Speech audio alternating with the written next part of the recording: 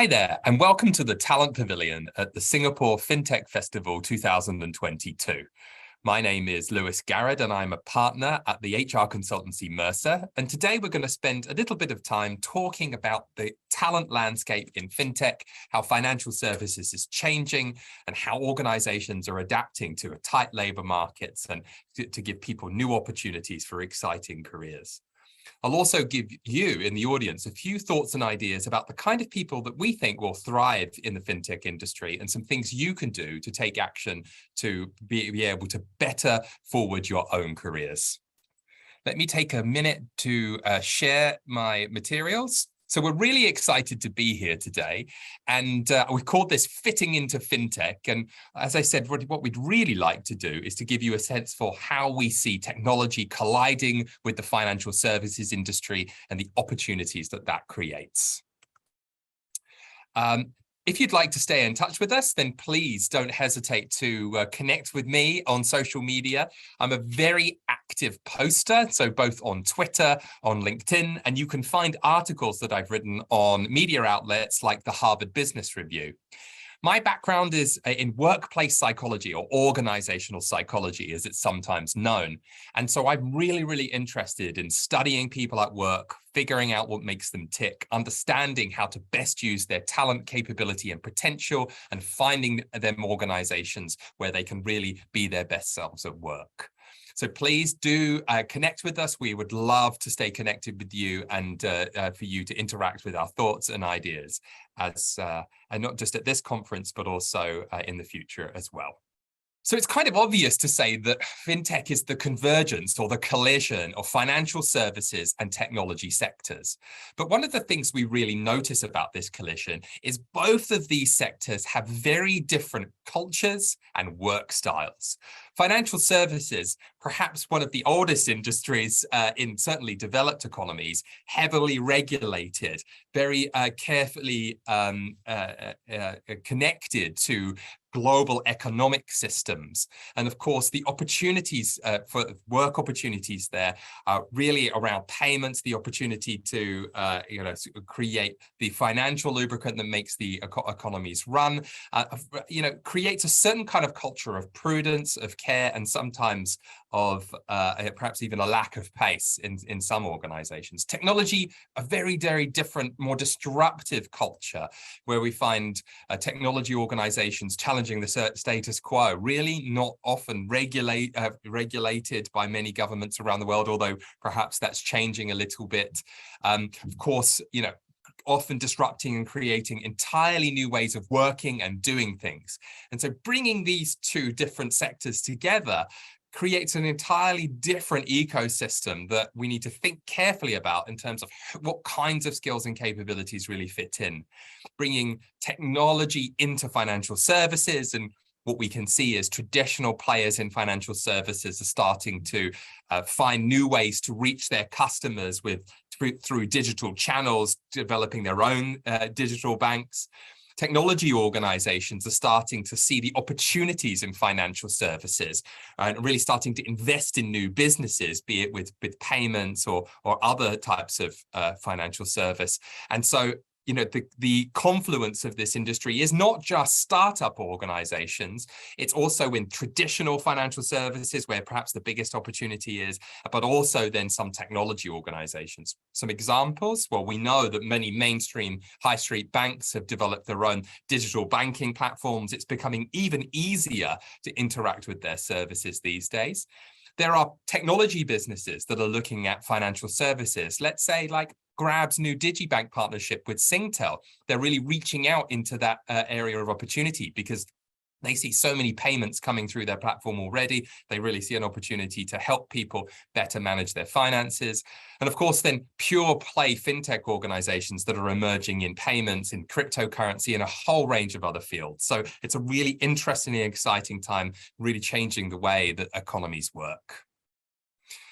And in financial services specifically, these digital platforms are now becoming the preferred way that they engage with their customers. And yes, there are new competitors and new opportunities, but also new partnerships and completely different product and service offerings. But one of the key things that we really find intriguing about this sector is the opportunity to start to really put purpose beyond profit. A lot of fintech organizations are trying to make it easier to reach perhaps previously disenfranchised customers. People who need the most help with financial services are often very difficult to reach. And so it's becoming far easier to democratize and help those people to make payments, to transfer money, to get access to loans or other financial services. And we're really seeing now the employee base in finance really starting to get excited about the opportunities to really start to put purpose at the forefront of their work lives, to really make a difference, to help people to really transform the way particularly emerging economies work, but also to make the day-to-day experience of interacting with financial services far more engaging. And what we do notice as well is the influence of technology on financial services really starts to cause organizations to think differently about how they organize and how they get their work done. And for people who are seeking careers in these various industries, be it in finance, becoming more digital, in technology, leaning into financial services, or new startup organizations, a lot of these different types of work require us to think very differently about how we manage the workplace experience for people. So traditional industrial organizations are typically managed as hierarchies and pyramids. They're very top down. They're very bureaucratic. They have a lot of rules, and your job ends up being very specialized in a silo somewhere in the organization. The influence of tech is really creating a much more agile workplace where we want to move people around to try different things. We take a much more skills-based view of our people so that we can move them to opportunities to solve important and interesting problems. We can combine people with different skills and capabilities to really take advantage of opportunities or solve big and important problems. And so the teamwork, the way that we create internal mobility, the kind of culture the organization has becomes a lot more important. And it really also shifts the role of leadership. And this is challenging traditional career models. It's no longer acceptable, really, to come into an organization, expect just to climb a ladder. Really, what we're interested in, and what a lot of organizations in this space are interested in, is really looking at people through a skills-based lens. What capabilities do they bring into the organization? What kind of problems can they solve? Are they good at combining those capabilities with other types of people? And so career paths are really being disrupted. And we can see this showing up in the way that HR functions within financial services are starting to think about their top priorities. As these big financial services companies, or frankly, organizations across the fintech sector start to look at customer engagement, they really start to understand that actually they need employees with a completely different set of skills. So yes, HR teams are starting to say, well, what should our future workforce look like? How can we better plan that workforce and create different employment models? Not just employ people full-time, but also invest more in their training and growth and personal development, but also perhaps start to look at new models where we borrow talent from other industries, forming partnerships, creating more gig economy type roles so that we can bring talent in and out of the organization to solve problems when we have them. And obviously that can give people who are looking for that kind of work lots of interesting and exciting opportunities to try many new things. Aligned to this, you see HR teams really now looking at upskilling and reskilling as a critical component of what they're offering. And that means for people coming into this industry, they really need to be able to learn on the go. It's learning agility becomes a critical capability because the job that you start with very often isn't the job you have within 6 months. It's so fast paced. And then last, to support all of this, you really see HR teams starting to say, how do we build these skills-based talent processes to really get a better understanding of the skills and capabilities we have, what skills we need, and how we mix those skills together to create the right outcomes and levels of performance that we need to see in our organizations. It's a really fascinating and interesting time. So how does that really change the way that we work? What does that mean perhaps for you? Traditionally, in those very hierarchical pyramid-based organizations, we tend to think of careers as just moving through different job grades. As you become better at your work, in your specialism, you might become a more senior person, you acquire additional experience and technical expertise, and you would plod your way up a career ladder, climbing slowly up the rungs. And that's really where your job is based around a particular set of tasks that you're doing over and over again. And so the more experiences you have, the better you tend to get at them, the more productive you become. But actually, as we just mentioned, that's really not the world of work today. A lot of what happens to people at work in the modern economy is entirely novel. It's new. Every day they turn up and perhaps they're solving a new problem. And so in recent years, organizations have moved away from this focus on just what someone does within their job to a bigger focus on the kind of problems they can solve and how easy it is to move this person around to solve new kinds of problems. And that's what we call, these roles. Rather than jobs, we call them roles. They're broader. They have more accountability focus or skills focus. And we organize people then in a very different way. It means that you're not just climbing a career ladder. Sometimes we call this the climbing wall career, where you can change direction, move laterally, move up a bit, move down a bit, depending on what your particular developmental aspirations are, what your skills and experiences currently are, so where you are in your career journey, and how you want to pivot and change your focus during your career. And these new career models really enable you to be able to try different things. But some organizations are really just blowing that whole system up and just really looking at organizing people around the skills that they have, the skills clusters that they bring to work. And what they do then is they match people to opportunities in their organization based on an internal talent marketplace. It's a really interesting and exciting way of being able to access work. You are using a technology matched to different projects, gig opportunities, or other kinds of work. We're using an AI that understands your skills and capabilities and the kinds of skills and capabilities that are needed to solve different kinds of problems, and helps managers build teams that enable them to be agile and move quickly, to innovate and to better serve customers. So as a community, as technology comes into financial services, that collision occurs. It creates new opportunities for new companies. It transforms existing companies. It brings existing technology players into this sector. We need to be thinking about job progression and development in a really different way. Organizations are starting to approach this in a far more innovative and far more flexible way than ever before. Perhaps you might say that this is really hybrid working. It's not where you work, it's more about what you bring to your employer and what kind of work you have access to. So that all sounds nice, bit theoretical. So what are the kind of skills and capabilities that organizations are looking for in this sector? And of course, there are lots of different client use cases, lots of different ways in which mobile payments, blockchain, the analytics, cloud computing, and cybersecurity are transforming the way that financial services works. And you can see here everything from bots to enabling safe, reliable, secure transfers, developing a platform ecosystem. All of these things are becoming more important in financial services. And underneath that, across the second row here, you can really see the kind of skills and capabilities that we see as important for organizations and individuals to develop in order to be able to access these opportunities.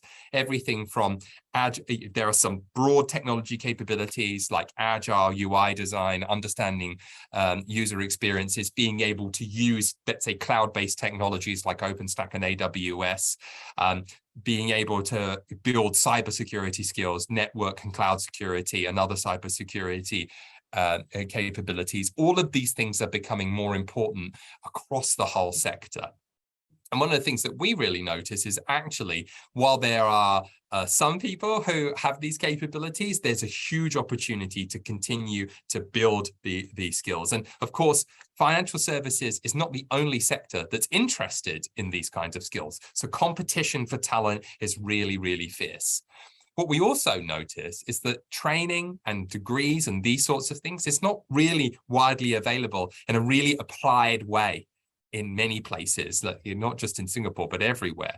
It's really nascent. The industry is moving so quickly. And that means the people who have the best skills and capabilities, the ones that you can learn from best, are actually usually working in big organizations. They're there at the front line, developing and innovating new ways to do these things. And so that's a bit of a shift from what we've seen in the past. We used to look to universities to build knowledge and innovate, and then to bring those sorts of new capabilities in the industry, those new powers. But these days, we actually see a bit of a reverse, and industry leads, innovates very quickly, takes advantage of the commercial opportunities, and then actually universities catch up afterwards. So, getting close to where the work happens is a really, really great way to learn quickly and to pick up new skills and capabilities. I think the other thing that's really important to take note of here is that, yes, there's a lot of technical skills that are needed, but we also need critical core skills, those soft skills that enable us to learn quickly, to interact with others, to be able to bring our skills to work and connect them with other people's skills so that we can perform well as a team and really solve those big, important customer problems. And I think it's really important to bear in mind that it's not just about building technical depth, it's also about having the soft skills needed in order to really be able to have a sustainable learning journey.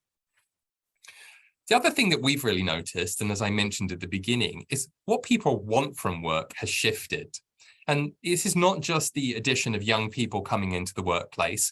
In recent years, with the COVID-19 pandemic, digital transformation, and now ESG transformations or sustainability transformations, we're really starting to see people thinking differently about what they want from work. We use this simple model to help clients understand what could they offer in their employee value proposition. At the base level, you'll see things that we talk about. These are core components of the deal where you have to be competitive.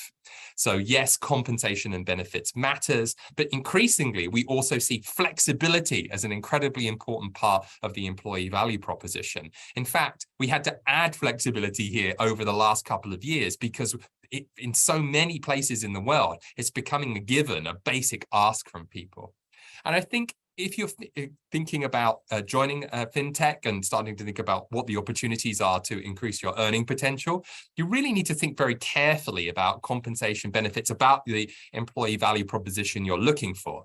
If you join a big established organization, yes, they might be able to have the depth of capital and financial firepower to be able to be very competitive on pay and benefits and maybe flexibility. But you'll probably participate less in the equity growth of that organization, depending on how senior you are. However, if you decide to join an exciting startup, yes, that's more risky. Perhaps they won't have the depth of financial capital that allows them to pay the same level of compensation and benefits, but you can really participate in the equity growth of that business far more, and that can be really exciting for some people. Flexibility also, I think, is really key. In smaller startup organizations, we tend to see one person wearing many hats. You get to try many different roles. And also they tend to be a little bit more flexible, perhaps because they'll have a smaller office or maybe even no office at all. And they'll have a very different work culture. A group of founders building an organization is really different from an established management hierarchy.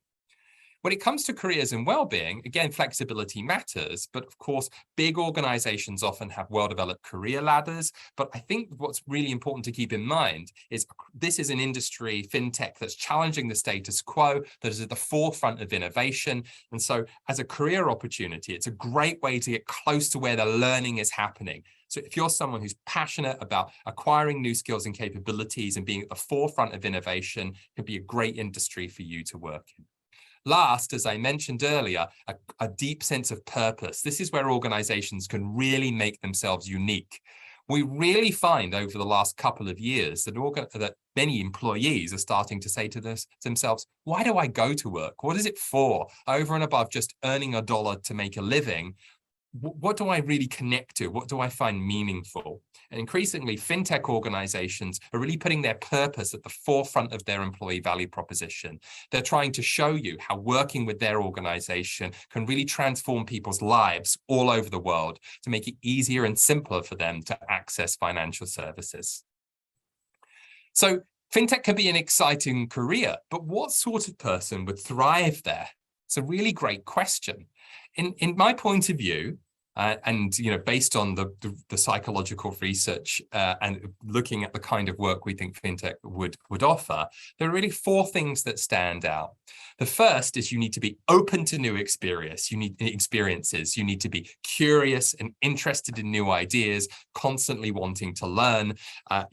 Okay with change. It's a sector that's growing, that's developing, that will change directions, and so it's really important that you find those new experiences interesting and that you're constantly learning from them.